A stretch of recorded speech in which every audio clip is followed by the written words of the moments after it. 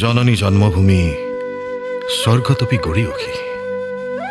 হে ভাৰত মাতা, তোমাক শতকোটি প্ৰণাম। মনত পৰিছে আজি সেই দিনবোৰলৈ, ভাৰত মাতাৰ ওপৰত বগা ব্ৰিটিছৰ অত্যাচাৰৰ সেই দিনবোৰলৈ।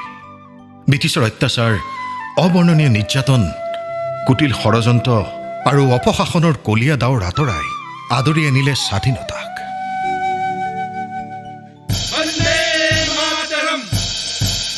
ভাৰতৰ আকাশে বতাহে গুঞ্জৰিত হ'ল স্বাধীনতাৰ গান।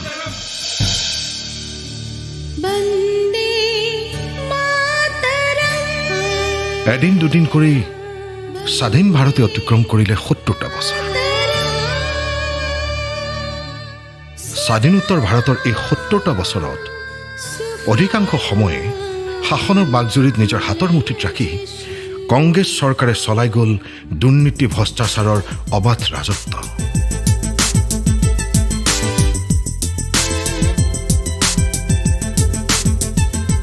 অৰ্থনৈতিক, সামাজিক, ৰাজনৈতিক, ধৰ্মীয়, ভৌগোলিক সকলো ক্ষেত্ৰতে ভাৰত ভূমিক শোষণ আৰু দুৰ্নীতিৰে জুৰুলা কৰি তুলিলে কংগ্ৰেছ দলে।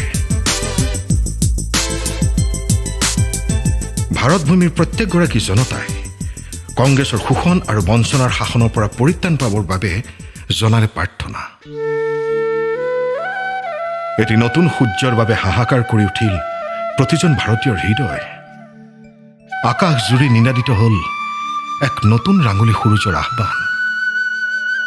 দশক দশক ধৰি দুৰ্নীতি ভ্ৰষ্টাচাৰ শোষণৰ কলীয়া ডাৱৰে ঢাকি ৰখা ভাৰতৰ আকাশত উদিত হ'ল এক নতুন সূৰ্যৰ, এক শক্তি, এক প্ৰতিশ্ৰুতি, এক বিশ্বাস, এক আস্থা। দুৰ্নীতিৰ ভ্ৰষ্টাচাৰ শোষণক নিজৰ প্ৰখৰ উত্তাপেৰে পুৰি চাৰখাৰ কৰি দিব পৰা উদিত সূৰ্য নৰেন্দ্ৰ মোদী। সাগৰৰ দৰে গভীৰ, আকাশৰ দৰে বিশাল, সূৰ্যৰ দৰে প্ৰখৰ, হিমালয়ৰ দৰে স্থিতপ্ৰজ্ঞ এক বিশাল ব্যক্তিত্ব। নৰেন্দ্ৰ মোদীৰ পৰশত আজি জীপাল হৈ উঠিছে ভাৰতৰ বিভিন্ন প্ৰান্ত।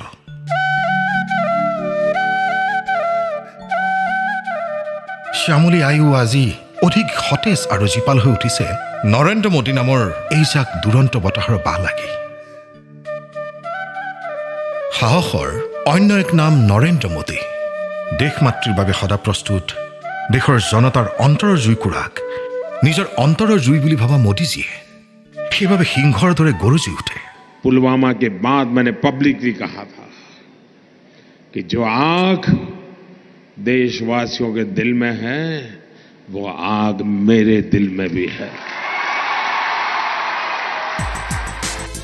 শক্তিশালী এই শব্দই আলোড়িত কৰি ৰাখিছে প্ৰতিজন ভাৰতীয়ৰ মন।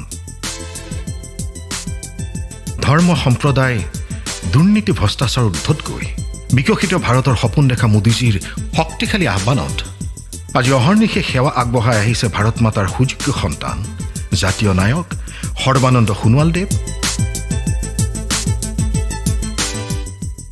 গতিশীলতাৰ প্ৰতীক, আধুনিক ৰাজনীতিৰ অন্য এক শক্তি ডক্টৰ হিমন্ত বিশ্ব শৰ্মাদেৱ।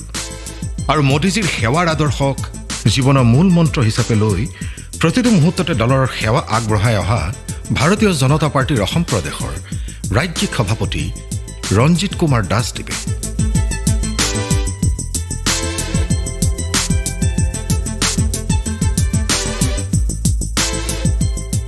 धरती मुझसे पूछ रही कब मेरा कर्ज चुकाओगे, मेरा अंबर मुझसे पूछ रहा कब अपना फर्ज निभाओगे। मेरा वचन है भारत माँ को, मेरा वचन है भारत माँ को, तेरा शीश नहीं झुकने दूंगा। সিংহৰ গৰ্জনেৰে শত্ৰুপক্ষৰ ওপৰত চাৰ্জিকেল ষ্ট্ৰাইক কৰি মোদীজীয়ে প্ৰমাণ কৰি দিলে ভাৰতৰ লগত শত্ৰুতা কৰা হ'ব পাৰে কিমান ভয়ানক।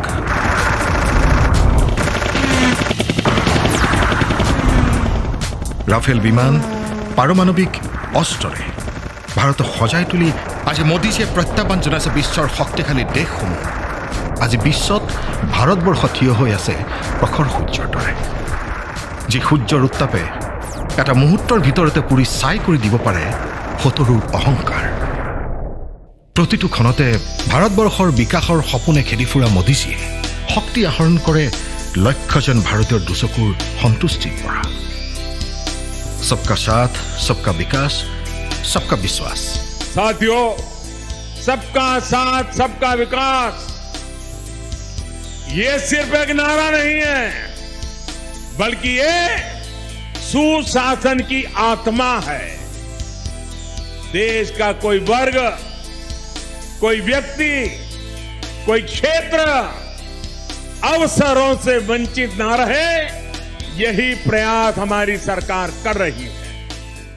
এই মূল মন্ত্ৰৰে দেশক নেতৃত্ব দিয়া মোদীজীয়ে মন কী বাতৰ জৰিয়তে অনুভৱ কৰিবলৈ চেষ্টা কৰে প্ৰতিজন ভাৰতীয়ৰ হৃদয়ৰ কথা, আশা আৰু সপোনৰ কথা। আৰ্টিকল 370 বিলুপ্তিকৰণ, 3 তালাকৰ বিলুপ্তিকৰণৰ দৰে ঐতিহাসিক ৰায়ৰ কথা সোণালী আখৰেৰে লিখা ৰ'ব ইতিহাসৰ পাতে পাতে। অযোধ্যাত ৰাম মন্দিৰৰ প্ৰতিষ্ঠাই আকৌ এবাৰ উৰুৱালে হিন্দুত্বৰ গৌৰৱ আৰু বিজয়ৰ ধ্বজা। পৰিকল্পনা আয়োগক নীতি আয়োগলৈ ৰূপান্তৰ, ফৰেন ডাইৰেক্ট ইনভেষ্টমেণ্ট, বিমুদ্ৰাকৰণ আদিৰে ভাৰতৰ অৰ্থনীতিক প্ৰদান কৰিলে অন্য এক গতি। Digital India. डिजिटल इंडिया, देश बन रहा है। মেক ইন ইণ্ডিয়াৰ ধাৰণাই বিশ্বৰ আগত ভাৰতবৰ্ষক দাঙি ধৰিছে আধুনিক ৰূপত।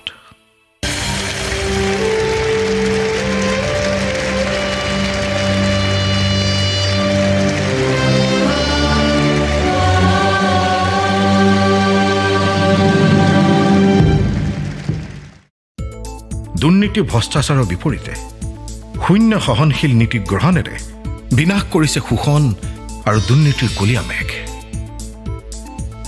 দৈনিক 18 ঘণ্টা কাম কৰা মোদীজী এক তেজাল ঘোঁৰা, এক দুৰন্ত তৰুণ। অৰ্থনৈতিক, ৰাজনৈতিক, সাংস্কৃতিক, বৈদেশিক প্ৰতিটো ক্ষেত্ৰতে সূচনা কৰি গৈছে যুগান্তকাৰী দৃষ্টান্ত। প্ৰতিজন ভাৰতীয়ৰ শিক্ষা, স্বাস্থ্যৰ প্ৰতি সচেতন মোদীজীয়ে সৰ্বশিক্ষা অভিযান, আয়ুষ্মান যোজনা, অটল অমৃত যোজনা আদি নানান আঁচনিৰে সুৰক্ষিত কৰি তুলিছে আমাক।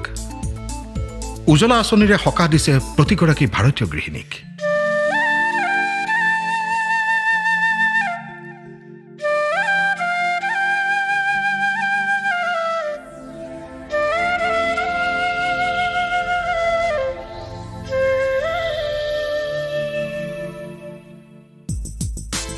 প্ৰতিজন ভাৰতীয়ৰ সুৰক্ষা আৰু বিকাশৰ বাবে গ্ৰহণ কৰিছে ইখনৰ পিছত সিখন আঁচনি।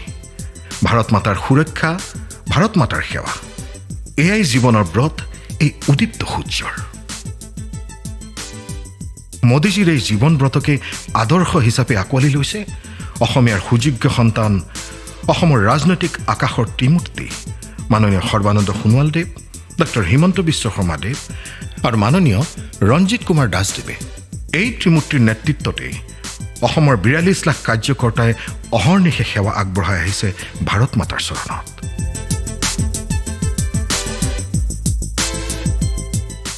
সবকা সাথ, সবকা বিকাশ, সবকা বিশ্বাস, এই অমুখ বাণী অসম চৰকাৰে সৰুগত কৰি অসমৰ বৰাক, ব্ৰহ্মপুত্ৰ, পাহাৰ, ভৈয়ামৰ প্ৰতিটো জাতি জনগোষ্ঠীৰ বিকাশৰ বাবে অহৰ্নিশে সেৱা আগবঢ়াই আহিছে।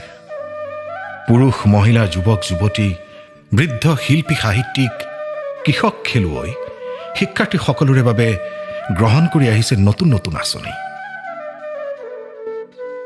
আপোনাৰ আপোন ঘৰ, অভিনন্দন শিক্ষা আঁচনি, শিল্পী সম্বৰ্ধনা আঁচনি, অৰুন্ধতী স্বৰ্ণ যোজনা, মুখ্যমন্ত্ৰীৰ কৃষি সা সঁজুলিৰ যোজনা, চাহ বাগিচাৰ ধন পুৰস্কাৰ মেলা, দীনদয়াল দিব্যাংগজন সাহায্য আঁচনি, প্ৰধানমন্ত্ৰীৰ আৱাস যোজনা আদি বিভিন্ন আঁচনিৰে বিজেপি নেতৃত্বাধীন আমাৰ চৰকাৰখনে প্ৰতিজন অসমীয়াৰ বিকাশৰ বাবে সেৱা আগবঢ়াই আহিছে অহৰ্নিশে। ভাৰতৰ ৰাজনৈতিক আকাশত 2014 চনত উদিত এই প্ৰখৰ সূৰ্যটিৰ তেজাল কিৰণে আজি ভাৰতবৰ্ষক দেখুৱাইছে নতুনৰ বাট। দৈনিক 18 ঘণ্টা তেজাল ঘোঁৰাৰ দৰে চেকুৰি ভাৰতবৰ্ষক প্ৰতিষ্ঠা কৰিছে এক অনন্য শক্তিৰ ৰূপত।